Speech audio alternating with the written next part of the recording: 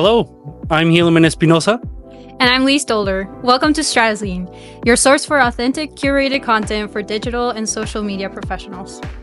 On today's show, we'll look at people's opinion on influencers, how to set goals to increase your following, and why followers are important. In our tips and tools segment, we'll focus on how to set smart goals that will get you on the right track with your social media following. First, to our question of the day.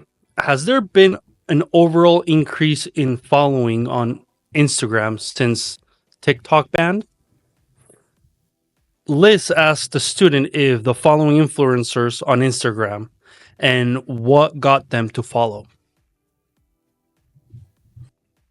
Hi guys, we're here at the Crossroads and we'll be asking people the question, if they follow influencers on Instagram, what the influencer did to get them to follow them. Do you follow any influencers on Instagram? Yes, I do. Who's the influencer or content creator that you follow? I can't remember her name. Kill Crew. I follow Zach Top. Keegan Park. What did this influencer do to get you to follow them?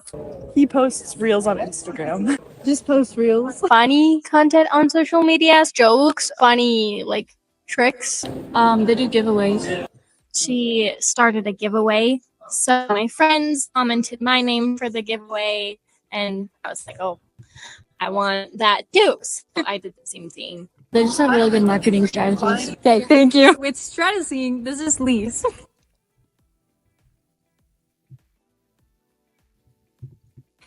We'll have the answer to the question of the day later in the podcast.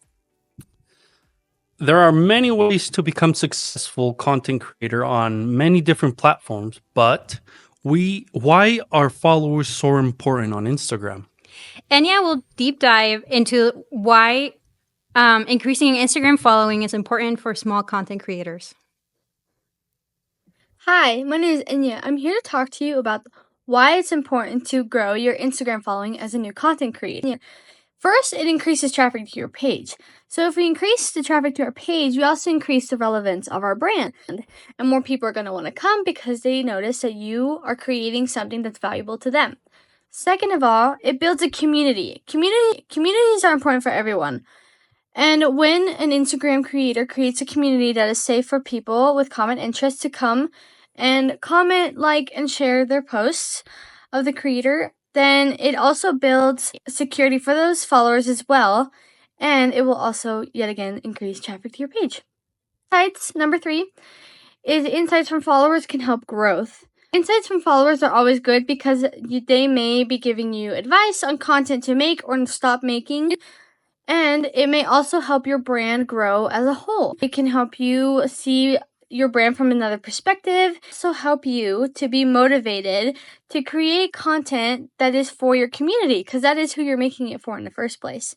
So you want to focus on your following and growing your following because it increases traffic to your page, it builds a community for people to come and share their thoughts and interests with you, and it will also allow you to see your brand from their perspective. Thanks for coming. Now that we know a bit more about why following is important, let's chat with an expert on best strategies for small content creators to grow their following and exposure. Recently, I spoke with brother Jason Reeder, a professor in the digital and social media emphasis in the communication department at BYU, Idaho, to get his insights. Okay, so today I'm with Jason Reeder. Would you mind introducing yourself? Sure.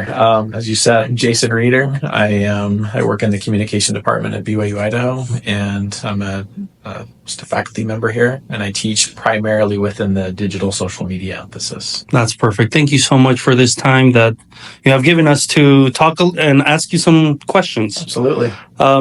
So we have 5 questions today, and the first question about how we can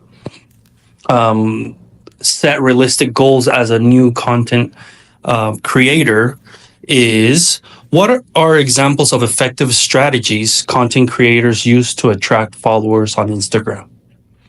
Some of the effective strategies content creators use to follow on Instagram. Yes.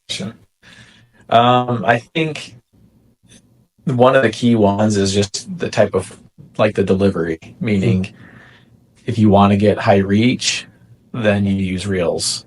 If you're if you're really interested in like an engagement and things like that, then you could look at more like maybe carousels or things like that. Not that that's like a universal rule per se, but I think that one of the things that you want to pay attention to is just using the different types of delivery formats to best reach your audience. And I think by doing that, that's just like a base level thing that you can do, is using those to your advantage to get in front of the right people. Yeah, perfect. Thank you so much. The next question is, what is your KPI for social media growth? I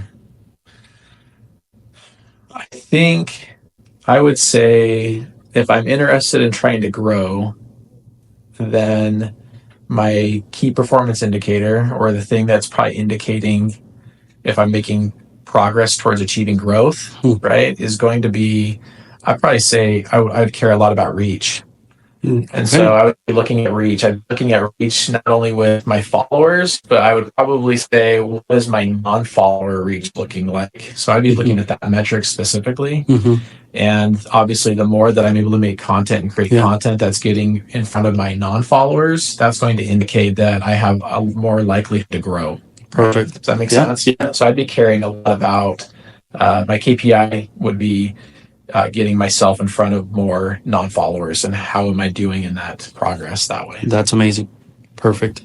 The next question is, how important is consistent posting, and what is the ideal posting frequency for Instagram growth? I don't know the answer to that. I think it depends. I guess that's my answer. So, I mean, generally speaking, consistency is like, it's king. It's huge. So you can't go and like for a while and go dark, meaning you're not doing anything. Like it's going to favor, the algorithm's going to favor consistency. Does that number play? I think it depends on a lot of things. I think it probably depends on your industry, right? Depend on maybe like the category that you're working within. Yeah. And I think it just is probably a lot of testing. I mean, I don't know that it's all just contingent about a certain number, as it is of just being consistent and creating good quality content that's relevant to your audience. It's going to meet their needs, add value, things like that. And then I would just probably do experimenting myself from every day, one time to 2 times, maybe a few times, and seeing if there's anything that by testing that, did it perform better? Am I getting better results with quantity, or does it really seem to matter? And I think it would just be a matter of testing, or maybe just more. It might be just more quality, consistent quality versus high volume. It's just it's all testing. It's experimenting and seeing what's working, what's going to stick. Yeah. Okay. The next question would be, how can content creators collaborate with others to boost their Instagram growth? I don't know about the how, but they should. if that's maybe a better way I'd probably put it. I mean, how they go about doing it depends on, again, who you are as a business or brand or organization. But you definitely want to find people that are like you or invested in you, that it makes sense with that collaboration. So it doesn't feel like a massive stretch and you're like, what's going on here? So it's not confusing. But you definitely want to put that as part of your strategy, so that you are getting in front of probably a follower base that may not already be somebody that's following you. So it is a good strategy to go back to growing, right? Is to collaborate so that you can get in front of a group of people that may not know about you already. So find people that are like-minded, they make sense to partner with, and if they're willing to do that with you and for you and things like that, then I think it's a great strategy to be able to grow your account. Yeah. Okay.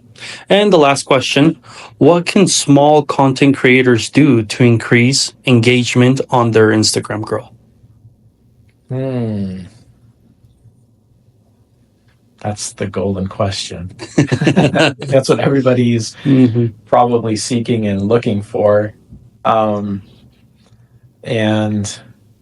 I go back, I guess, to maybe your earlier questions. I think I think being consistent is going to help increase engagement. I think just offering good value. I think being just active on there. giving them a reason to want to follow and engage with you. I think it's just doing all the little things, and hopefully those little things will kind of add up and equal engagement as you kind of communicate with them and you're creating good content. And again, I don't know that there's a one-off answer that like if you do this, this equals engagement. I think it's a lot of little things and a lot of testing and experimenting with your audience to find out what equals engagement with them. Perfect. Well, those are all the questions today. Thank you so much for the time that you have given us. And our tips and tools for this week is directly related to our topic of discussion. Casey Cruz took on the task of researching how setting SMART goals is a must when looking to increase our Instagram following. Today, I'm going to show you how new content creators, especially college students, can realistically grow their Instagram following using SMART goals. Whether you're a student looking to showcase your creativity, build a personal brand, or just connect with like-minded people, these strategies will set you up for success. So now let's dive into some strategies for growing a social media presence from scratch. We'll cover what makes college students follow creators, the best ways to attract new followers, and how to turn engagement into real growth. A great way to set yourself up for Instagram growth is by using SMART goals. For example, if you want to gain 500 new followers who engage with my content over the next 3 months by posting 3 times a week and using relevant hashtags, this goal is specific, measurable, achievable, relevant, and time-bound, giving you a clear roadmap to follow. Tracking progress is key. Instagram analytics can show you which content performs best when your audience is online and what gets the most engagement.